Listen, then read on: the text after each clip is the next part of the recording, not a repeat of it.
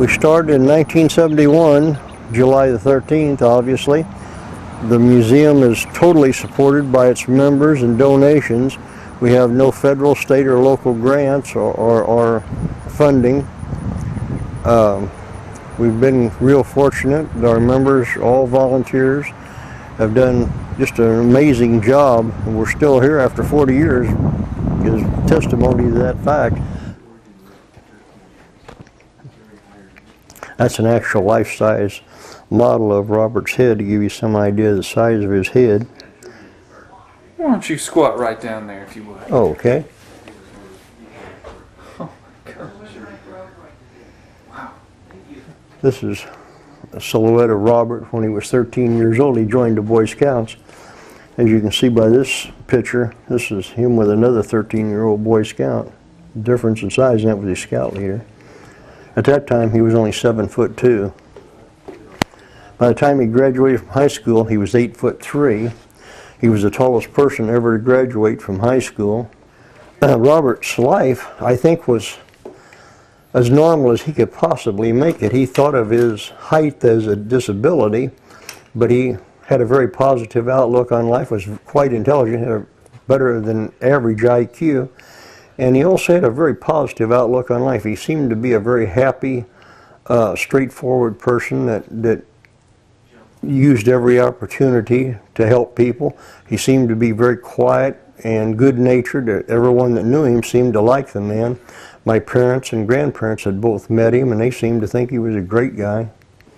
Piasaw actually means large bird, so the piasaw bird's kind of redundant, but that's what everybody has learned to call the thing.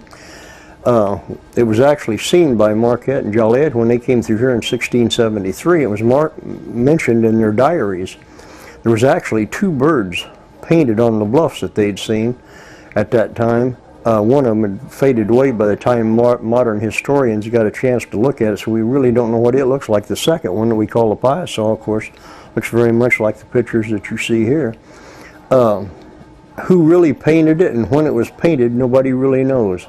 There's all sorts of mysteries about the piasaw. The Native Americans that lived here at the time really didn't know who had done it. There was all kinds of legends kind of exhibited by this picture. The basic legend is that they had the great chief Otagwa of the Illini tribe, hence the name Illinois, that had this problem with this large bird that would attack his Indian people.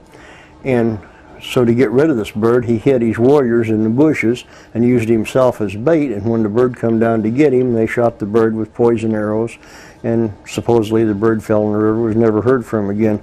This is our pioneer room. It's in a motif that would have been appropriate to a home in the River Bend area in the early 1800s. The Melmac dinnerware would have been appropriate. The Thunder mug, their contribution to indoor plumbing. The spinning wheel, the loom, the fish and various things. They would have fed their families. Various implements, as well as the percussion rifle, which was actually a flintlock rifle. It was converted to percussion in later years, which quite often happened since the percussion was a more efficient method of ignition than the flintlock was. The bearskin rug is a real black bear or black bear skin rug. There were black bears here at that time, which of course are not too prevalent today, but in those days they were quite prevalent.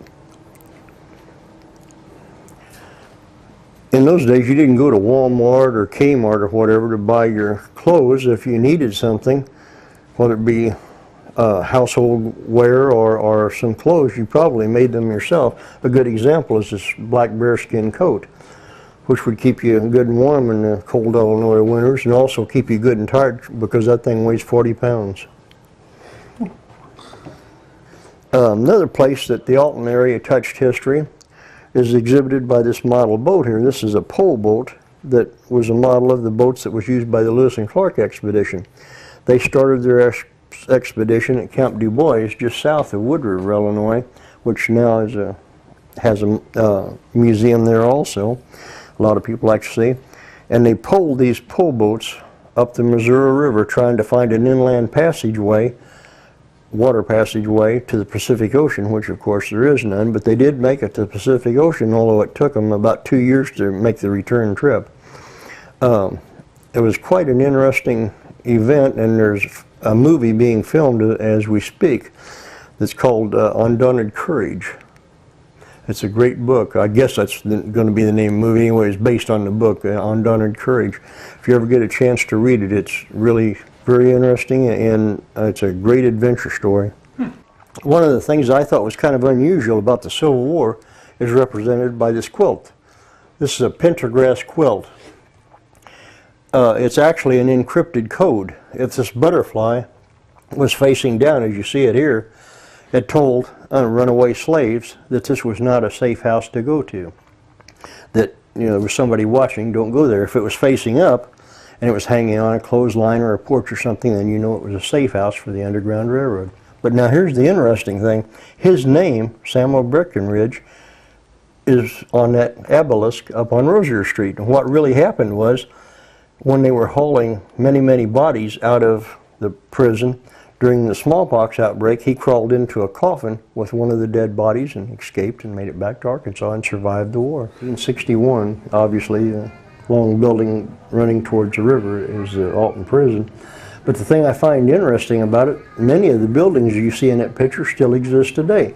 That taller building you see down towards the 3rd Street area, or downtown area, is what we refer to today as the First National Bank building. That's where I work at. Right. That church on Market Street here is still there. I've been in that church many times.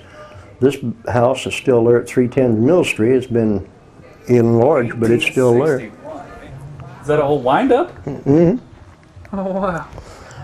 And this is Victrola that used the old wax discs in these cones here, these canisters. They would fit on that metal drum, and as you cranked it, you would actually reproduce sound. And surprisingly enough, it done very well. I was kind of surprised how clear the sound is on those things. This is our transportation room.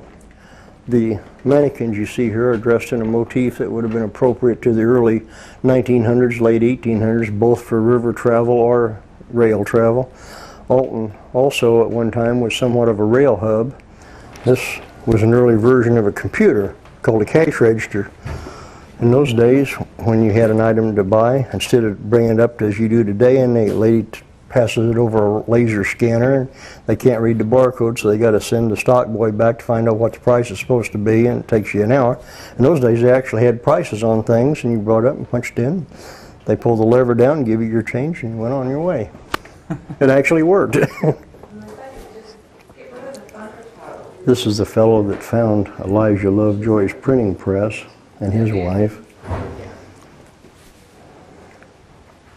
One of the things I was kind of unique about it was the waistline the ladies used to try to maintain. An 18-inch waistline was considered standard.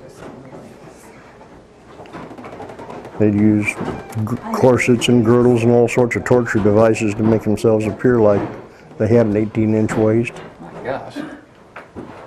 They actually had couches in those days they called fainting benches because the ladies couldn't breathe, so they'd faint.